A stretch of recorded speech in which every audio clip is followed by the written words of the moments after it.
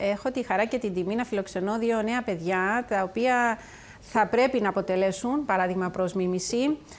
Ανδρέας Βασιλείου είναι ο CEO and co-founder of Able Book και Σημειών Στυλιανού, CBO and co-founder of Able Book. Καλό μεσημέρι, καλώς ορίσατε. Ευχαριστώ πάρα πολύ που ανταποκριθήκατε στην πρόσκληση. Θα δούμε το βίντεο για το πλατφόρμα Able Book, κύριε Βασιλείου, και επιστρέφουμε να μας το αναλύσετε. Πάμε να δούμε το βίντεο. Το Able Book είναι εδώ για να κάνει την καθημερινότητά σας πιο εύκολη. Με λίγα μόνο κλικ μπορείτε να βρείτε μέρη και δραστηριότητες που παρέχουν διευκολύνσεις για άτομα με αναπηρία και ευάλωτες ομάδες. Από εστιατόρια μέχρι μουσεία, η εφαρμογή μας τα έχει όλα. Με περισσότερες από 1.200 θέσεις στάθμευσης για άτομα με αναπηρία και πρόσβαση σε 19 κατηγορίες τοποθεσιών, δεν θα χρειαστεί να ανησυχείτε ποτέ ξανά για την προσβασιμότητα. Κατεβάστε την εφαρμογή Able Book σήμερα και κάντε τη ζωή σας πιο εύκολη. Λοιπόν, κύριε Βασιλείου, θα ξεκινήσω με εσάς και εάν μου επιτρέπετε θα θέλαμε να μοιραστείτε λίγο μαζί μας την ιστορία σας, γιατί είναι λόγω της ιστορίας σας που δημιουργήθηκε και αυτή η πλατφόρμα.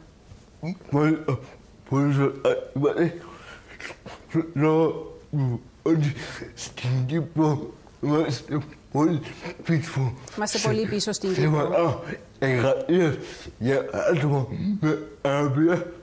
Όταν τελείωσα τις σπουδές μου ως ηλεκτρομηχανικός. Σπουδάσατε ηλεκτρολόγος μηχανικός.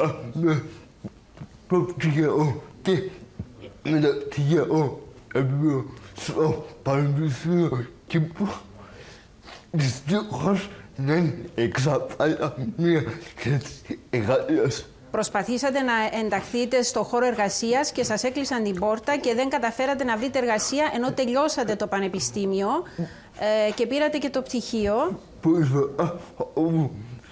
Όπως έχω αναφέρει, είμαστε πολύ πιο στο θέμα εγωίσμου ατόμων στην Κύπρο, κάτι που το κράτος θα πρέπει να λύσει άμεσα.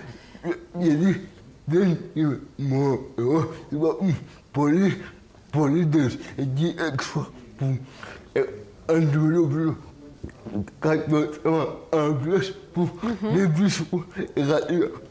Ναι. Άρα υπάρχουν πολλά άτομα με αναπηρία εκεί έξω που δεν βρίσκουν εργασία και είμαστε πολύ πίσω σε ό,τι αφορά τα θέματα ένταξης ατόμων με αναπηρία στην εργασία.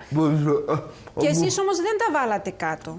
Είπατε, αφού δεν μου δίνετε εσείς δουλειά, θα φτιάξω τη δική μου επιχείρηση.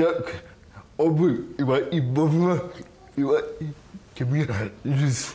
Όπου υπάρχει πρόβλημα, υπάρχει και λύση. Έχετε δίκιο. Οπότε προχώρησα και άνοιξα τη δική μου πόρτα που λέγεται Able Book. Μια πλατφόρμα για άτομα με αναπηρίες όπου μπορούν να εντοπίσουν προβάλλουν στην Κύπρο. Μάλιστα. Λοιπόν, αποφασίσατε να δημιουργήσετε αυτή την πλατφόρμα Able Book App και αναφέρεται κυρίως, είναι ένα βοηθητικό εργαλείο για άτομα με αναπηρία. Πριν πόσα χρόνια? Ξεκίνησε πριν 4 χρόνια. 4 χρόνια. Σεπτέμβριο κλείνουμε τα 5 χρόνια. Το Σεπτέμβριο κλείνετε 5 χρόνια ζωής. Μάλιστα.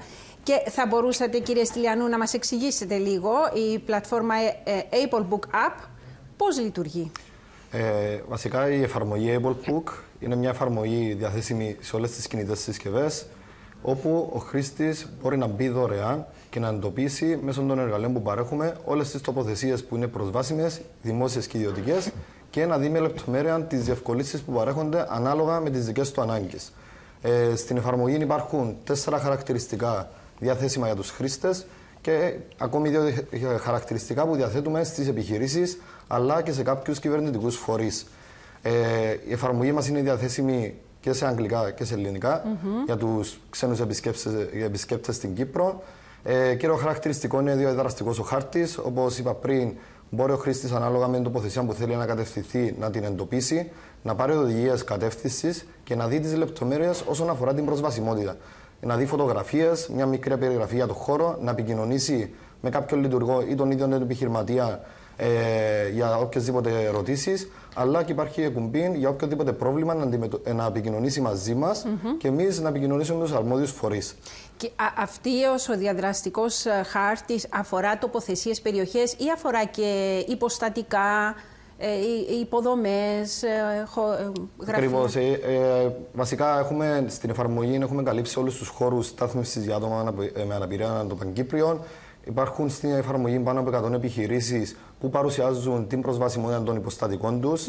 Έχουμε μνημόνια συνεργασίας με 11 δήμους αυτή τη στιγμή, όπου μαζί με τους δήμους χαρτογραφήσαμε τις δημόσιες τοποθεσίες, τα δημόσια κτίρια, όπου αναλύσαμε τα προβλήματα και έτσι στην εφαρμογή φαίνονται οι διευκολύνσεις που παρέχονται. Έτσι οι χρήστες μπορούν να ξέρουν τι θα αντιμετωπίσουν από πριν. Συμμετέχουν όλοι οι δήμοι?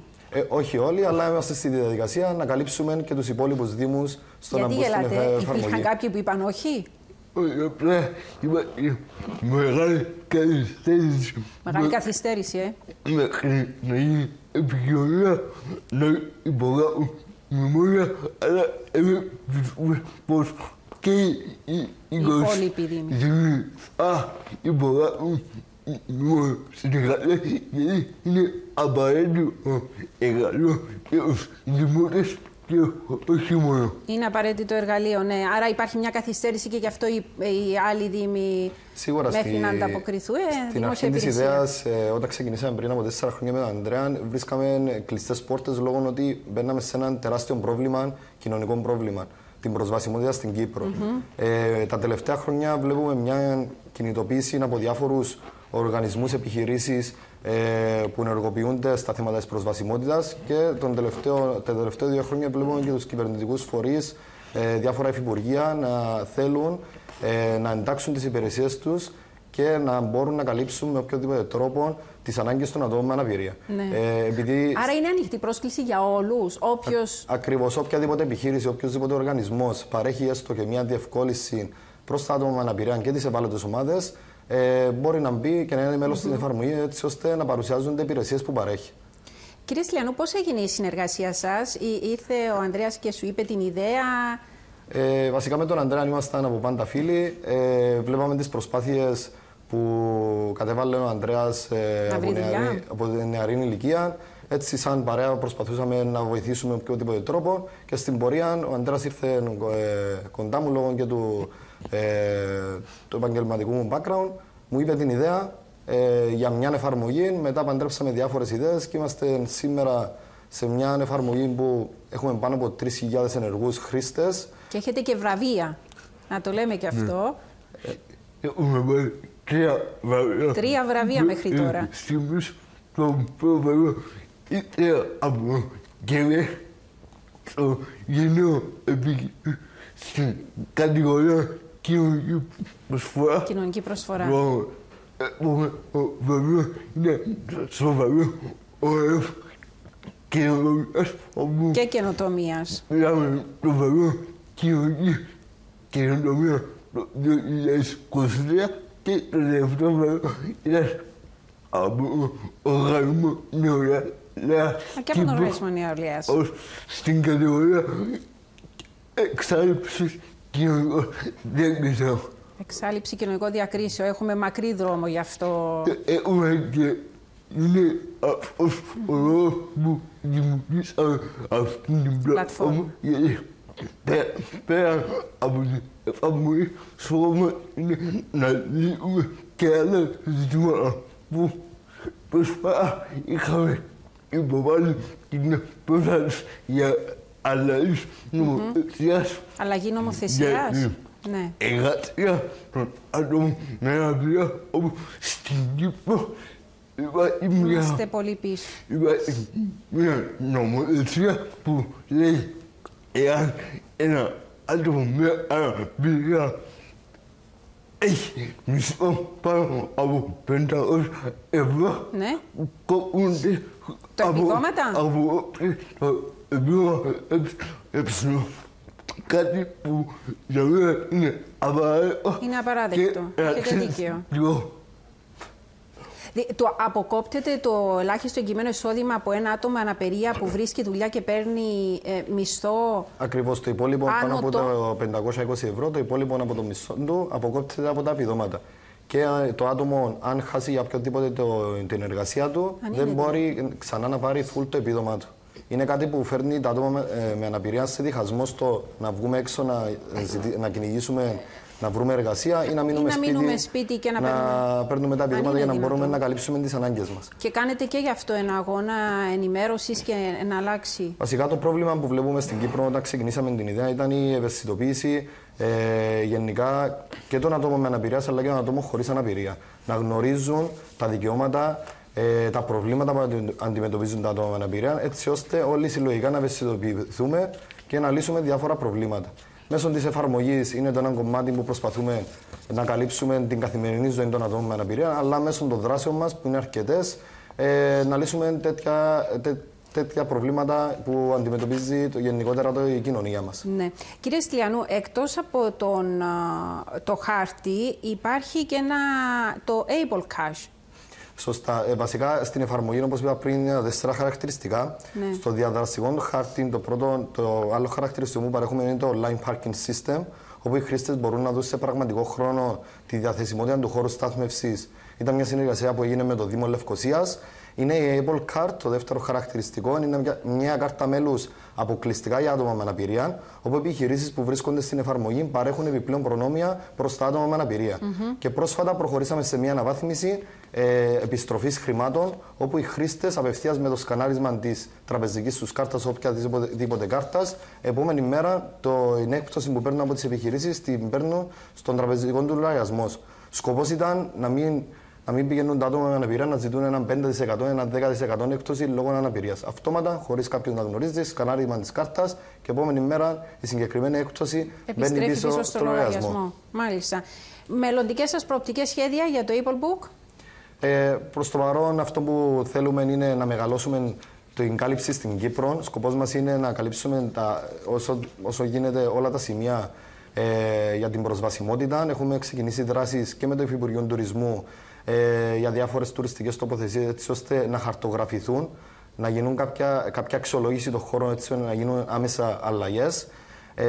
Καλούμε σίγουρα και άλλες επιχειρήσεις να μπουν στην εφαρμογή και σίγουρα έχουμε και κάποια πλάνα άμεσα για αναβάθμιση της εφαρμογής. Ένα από αυτών είναι ένα χαρακτηριστικό όπου οι επιχειρήσεις θα μπορούν να κοινοποιούν θέσεις εργασίας αποκλειστικά για άτομα με αναπηρίες. Είναι η διασύνδεση με τους Δήμους όσον αφορά στα πλαίσια των έξυπνων πόλεων.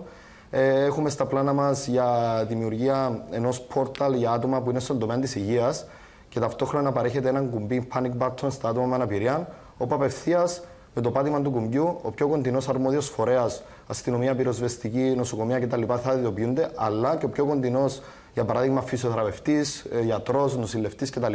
Θα παίρνει notification έτσι ώστε να πάει να βοηθήσει άμεσα το άτομο με αναπηρία. Επειδή δυστυχώς στην Κύπρο δεν έχουμε τους 24 ώρους σύνοδους στα άτομα με αναπηρία, που είναι κάτι πολύ αναγκαίο. Ξέρουμε περιπτώσεις άτομα, για παράδειγμα, να εγκλωβιστούν ή να μείνουν στο σπίτι τους και να μην έχουν βοήθεια και να περιμένουν το επόμενο πρωί να έρθει κάποιος για να τους βοηθήσει.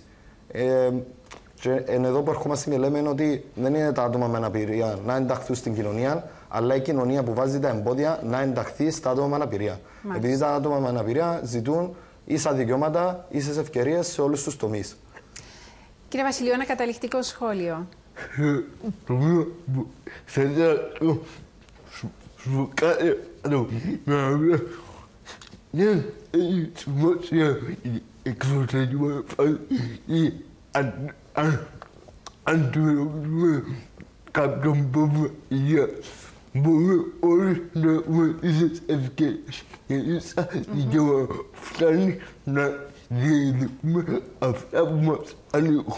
Έχετε δίκιο. Και να διεκδικάτε αυτά που σας ανήκουν και οι άλλοι να δίνουν ευκαιρίες και να μην γυρίζουν την πλάτη στον συνάνθρωπό τους. Ευχαριστούμε πάρα πολύ που ήσασταν εδώ. Ευχαριστούμε πάρα πολύ. Να είστε καλά.